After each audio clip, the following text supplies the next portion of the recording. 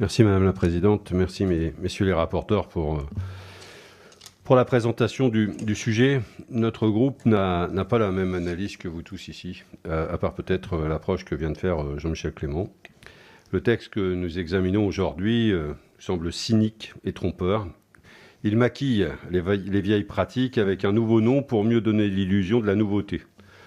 Peut-on appeler réforme un texte qui ne modifie qu'un seul des 4 critères qui président au fonctionnement du franc CFA?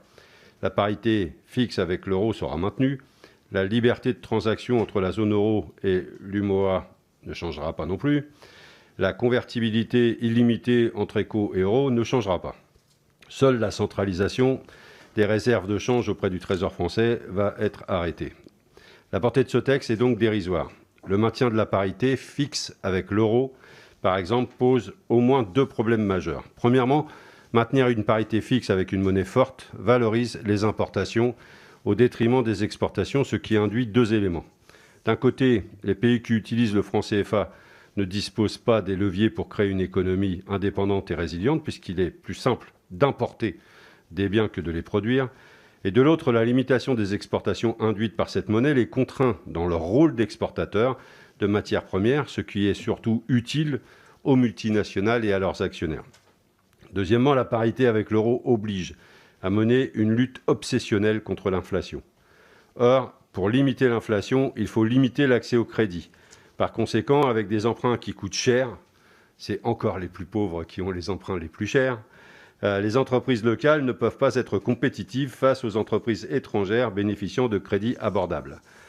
Et ces entreprises étrangères sont d'autant plus favorisées que l'on maintient la convertibilité illimitée entre l'éco et l'euro, ce qui permet, avec le maintien de la parité fixe, de sécuriser les investissements en euros en amont et les rapatriements des bénéfices dans cette même monnaie en aval. Déversoir de produits manufacturés et réservoir de matières premières, dit l'économiste sénégalais Séraphin Prao. Le projet politique est évident. Macron a dit que le franc CFA était un non-sujet, indiquant par là qu'il n'y avait pas de problème à le réformer. Force est de constater que vous avez fait une non-réforme pour être bien certain de ne pas perdre l'avantage monétaire de la France dans cette zone, voire d'essayer de l'étendre. Il va falloir aller vite avec cet avantage, car cet avantage est menacé.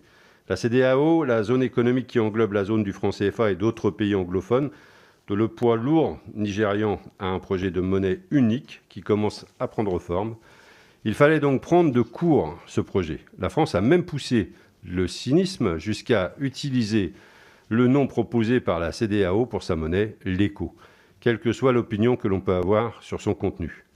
Le geste est lourd, trop visible pour que nous acceptions une manœuvre aussi grossière, qui prouve bien que nous n'en avons pas terminé avec cette si injuste et insupportable France-Afrique, mais que l'on va rebaptiser, et c'est l'objet d'ailleurs peut-être de ce rapport, dans sa version multinationale Afrique.